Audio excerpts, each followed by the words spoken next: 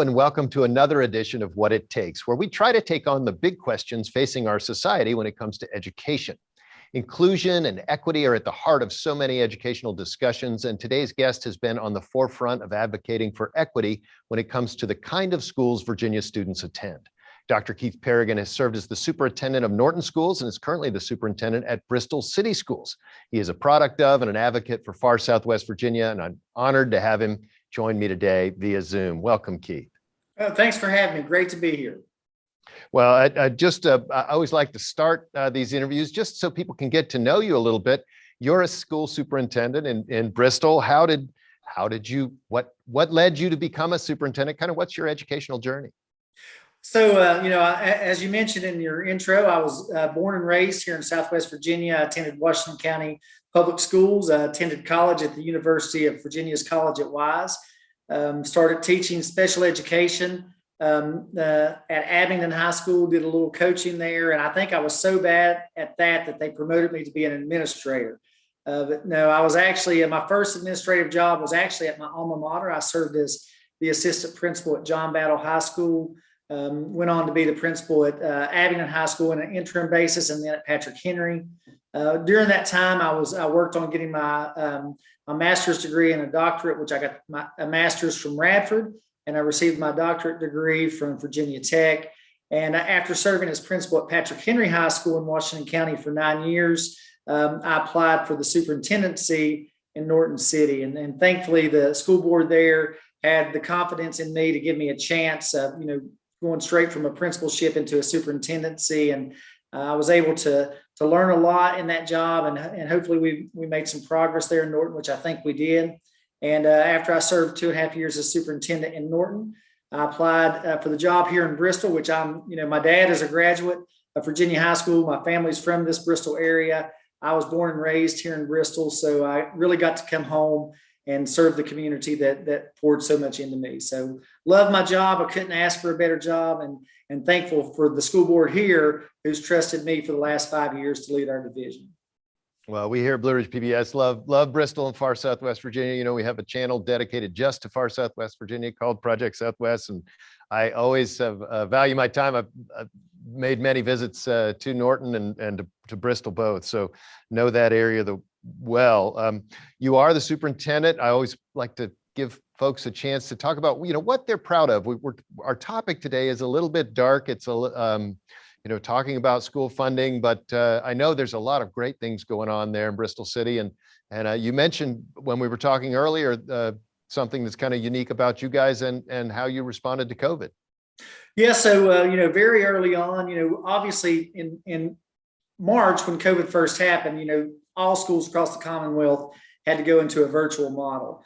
The recommendations going into the following fall were that school divisions follow some type of virtual or hybrid model, but our board was insistent very early on that we open our schools to in-person learning from the very beginning. And so we developed a plan that had strong mitigations that would enable us to offer in-person learning to as many of our students who wanted to participate.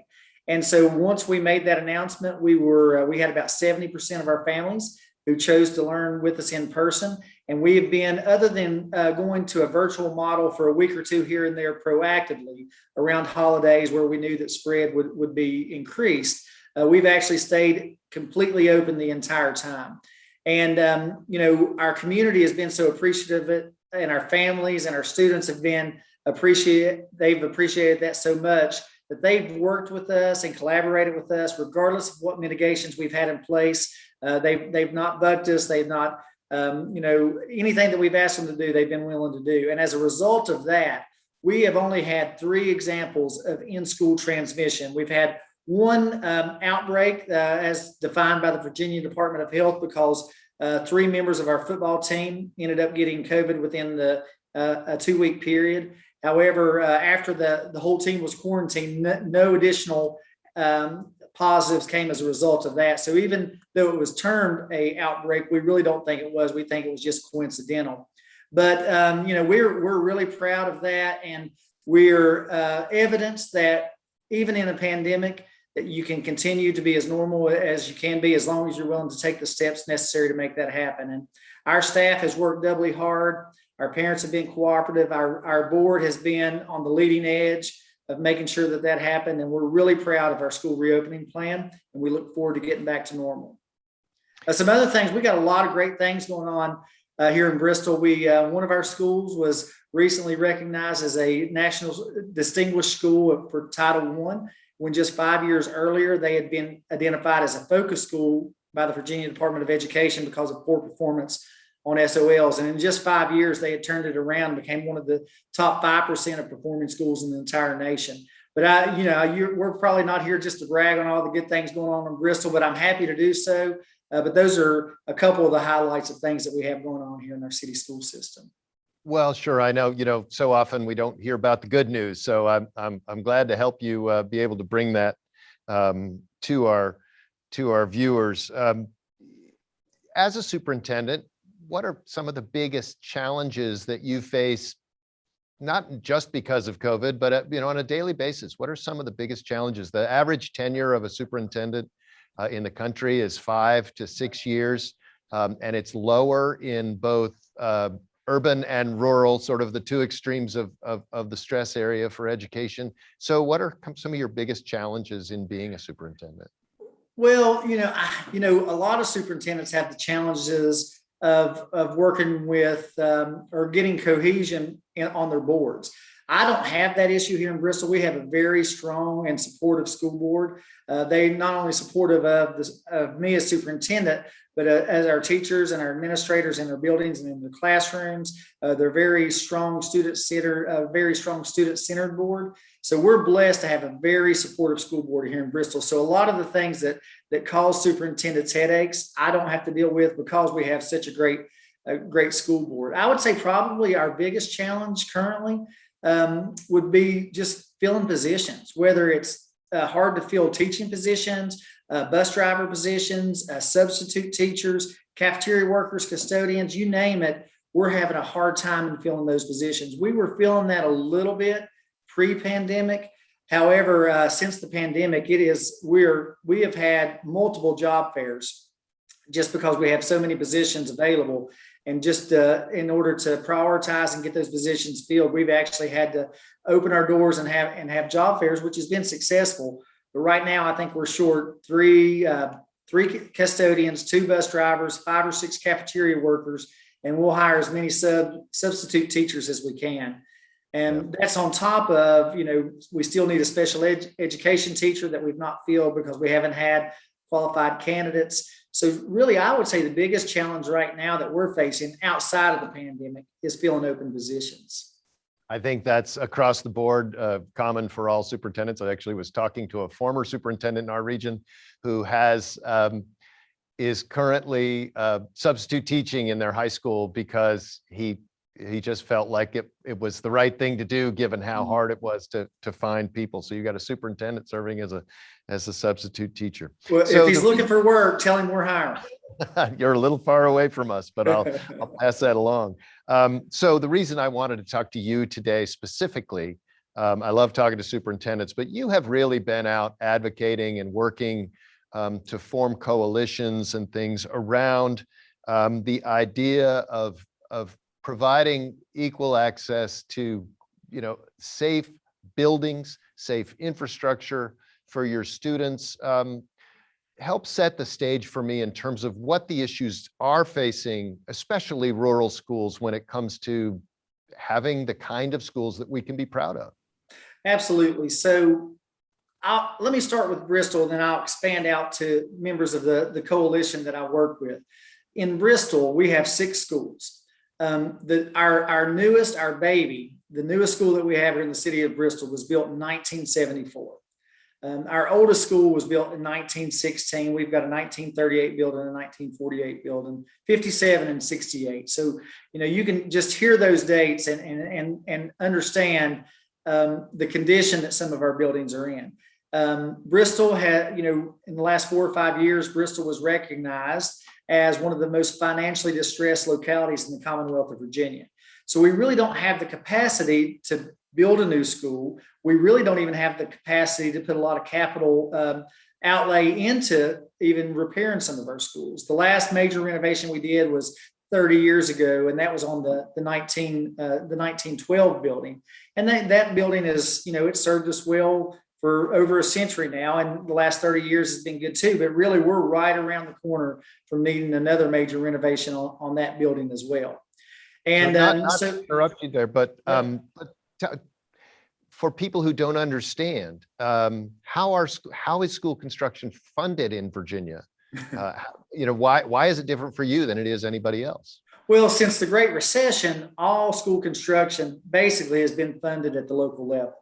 And so if a school division in an affluent area has the capacity to build a new school or renovate an existing school, they do it through a local measure. Before the Great Recession, the state of Virginia was giving school divisions grants and loans very often to help offset those costs. That money was cut from the state budget in 2009 and has not been returned since. And just to put that in perspective, that year in 2009, Bristol received $400,000 in that year alone from the state to help offset capital needs. Had we been receiving that since 2009, I'm not very good at math, but it's at least $4 million, probably closer to $6 million in that amount of time of state funding that we've lost for school infrastructure. And so, you can multiply that across the Commonwealth of Virginia and see that just in the last 13, 14 years, millions and millions and millions of dollars that were available to school divisions to use for school infrastructure are no longer available. As the economy has started to recover, some localities have been able to address that.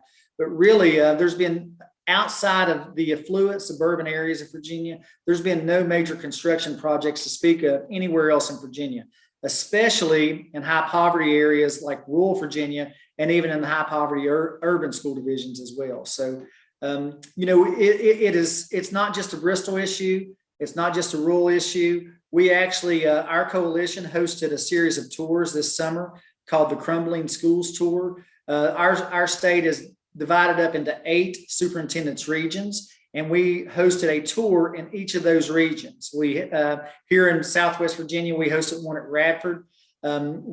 Petersburg has recently joined our coalition. Even though they're not rural, they are a small school division, and so Petersburg hosted one. And what we saw in each of those tours that we had is that students in these schools don't have the same opportunities and resources and advantages that students in more affluent areas have. And that's kind of the basis of our advocacy, is that students across the Commonwealth of Virginia should have equal or at least equitable opportunities to learning, that regardless of your zip code. And so we're starting to get some traction on that. I think folks are starting to hear the message. There's more and more conversations about that in Richmond. And so hopefully with this General Assembly session, we'll see a return of state support. Now, it's not the state's sole responsibility. Localities have to step up to the plate as well. But without that state assistance, that little kickstart that we used to get from the state, a lot of localities won't be able to do it on their own. Right. Matching funds go a long way, and especially when those are not restricted for exactly what you need to spend the money on. I do want to talk about your coalition a little bit, but just again, as we sort of set the stage for this, you have a school that was built in 1916. Even those schools that were built in the 50s or the 70s, how have schools and the expectations of what a school is going to do for students changed during that time in terms of making sure we have a workforce who's ready to meet the needs of the modern economy? How much of that is, does it depend on a more modern school in order to accomplish? Well, so just as an example, in none of our elementary schools, we have 4 elementary schools, we don't have a single science lab. We don't have a single STEM lab. We're basically preparing students for a 21st century world in a 19th century model. And, we do the very best we can, and we have great partnerships, and our students end up being very successful. But we also know that part of our students' future success is hindered because they don't have the same experiences that students in an area that are built in 21st century schools that do have those science labs, those engineering labs, those STEM labs, those opportunities that our kids don't have. And so we're already behind the 8 ball as our kids go off to college or the workforce in those types of environments. And really, we're not asking for a hand out. We're asking for a hand up. We want our students, regardless of where they live in the Commonwealth of Virginia, to have that same access. And when, just Pulaski, which is I know very close to your neck of the woods there, they recently built a new middle school. And before that happened, their classrooms had one electrical outlet in their classrooms. And to think that you can provide a 21st century learning environment in that type of school, it just wasn't possible. In Bristol, you may be aware, there's been some news stories about it. We've actually had infestations of animals come into our buildings that we couldn't just have an exterminator. We actually had to have trappers come in. But, whenever old buildings, and, we can't make that stuff up. I mean, that's true stories, things that our kids are dealing with. And, there's places in Southwest Virginia where classrooms, when it rains, they're bringing out trash cans to catch the rain because they can't afford to put a new roof on a building. And that I spent some time in my previous time here at Blue Ridge PBS in the early 2000s at a school in Big Sandy, I think. And they actually had a computer lab where they had to cover the computers whenever they weren't being used because the windows were so old that the coal dust from the trains shortened the life of their computers. So, it's been going on for a long time. This coalition of mostly rural school divisions, has it been helpful in getting your voices heard? Generally, I think people in Southwest Virginia stick to Southwest Virginia, Southside Virginia sticks to Southside, but we don't think about those schools on the Northern Neck who face the same challenges that you do. Do you feel like you've been at this a while trying to raise awareness and funding? Do you feel like this coalition has made a difference in getting the ear of the politicians who need to hear it? Without a doubt. So I don't know how much time that I have to talk about this, but just to give you a brief history of how the coalition started. When I was superintendent in Norton, we left school in May with X number of students, and when we come back in August, there was a significant decline. Well, because our budget was approved in April, teacher contracts were given out in June. It's too late to make adjustments to your budget when 80% of your budget is tied up in personnel and salaries. And so when we had that sharp decline in Norton, we really had no way to adjust our budget because at that time we were only getting the required minimum from our locality. And so we really couldn't make that up. So when I called a few of our neighbors there in the coal fields of Southwest Virginia, lo and behold, out of the other 6 that I called, all 6 of those had significant declines. And none of us this is important mainly because your funding is tied to the number of students you have, right? And so in a place that is experiencing some demographic loss, that can be the main factor. And again, before the recession, there was a line item in every budget called enrollment loss that protected school divisions who had that unexpected loss from one year to the next. However, when the Great Recession hit, that was one of the line items that was taken out. And despite an improved economy, it was not put back in. Well, Norton, we had 830 students at the time. And so I could have called folks in Richmond and cried and shared my sad story to no avail. But because those other 6 school divisions came together with us and we started telling our combined story, as you mentioned earlier, typically Southwest and Southside don't really work together. When we started telling our story, the folks at Southside said, hey, wait a minute. Ours wasn't because of coal mines closing down, but we've also experienced that same phenomenon this year. So then we started working with those school divisions in Southside. Well, the next thing you know, we're sitting at the table with decision makers in Richmond and sharing these stories and about how we can't make up that loss. And in that first year, because of that coal field coalition coming together, we were able to get $7 million added to the state budget to help address the enrollment loss that we were experiencing in those 2 areas.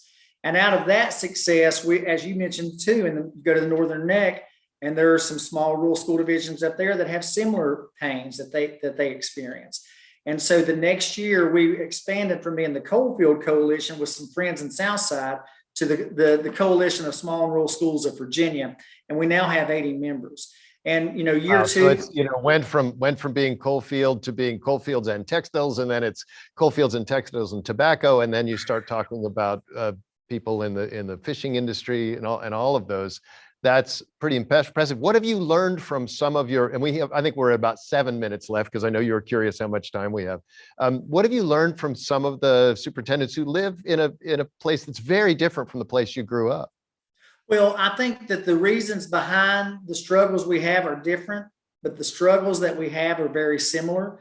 And it makes so much sense. You can take all 80 school divisions that are members of our coalition and add all the enrollment up. And there's one school division in the Commonwealth of Virginia that's larger than all 80 of those combined. And so for us to have a true presence in Richmond, we have no choice but to come together. And we focus on issues that make sense to high poverty, rural, and a few little urban school divisions here and there. And we've been very successful. The second year, we also got additional money for enrollment loss. In years 3 and 4, we saw the at-risk add-on, which is a funding stream that provides additional funding for high poverty school divisions. We saw that significantly increased, and a lot of that because of our advocacy efforts. And so our focus in the last 2 years has been on school infrastructure, because as we have started to come out of the recession more and more and gone into a pandemic, we've seen how important having sound, safe, well-ventilated school buildings are. And the same is true in the Northern Neck as it is in Southside, as it is in Southwest. And so that has been our focus. We went from enrollment loss to the at-risk add-on, and now our focus being on school infrastructure. And we hope that our combined voice will have the same success with that as we had those other 2 items. Sure. And, I think anybody who's followed school building projects at all knows that this is a long-term planning process. It sounds like a lot of the funding you've been able to secure is, you're at as we all are, you're at the mercy of the state budget, which is either 1 or 2 years out in front of yourself. On your big wish list, if in terms of being able to plan long-term for the needs that you foresee in your school division, what are some of the things you're hoping to be able to accomplish this year with the legislature and probably with the federal government as well? Well, with the federal government, I'll start there. School divisions with our ARPA funds or our ESSER funds, we have until 2024 to spend those. However, the localities that we work in, our localities actually have until 2026 to spend those funds. If we could have the same length of time to spend our money, we could actually use that for school infrastructure. But 2024 is right around the corner, and to think that you could go through the design bid build process and build a new school using those funds, it's really not practical unless you had already started the process ahead of time. Just that extension to 2026 would make a huge difference. We're also advocating for, there's $80 billion set aside now in the budget, the infrastructure budget that's trying to get through Congress. We're trying to make sure that that's protected.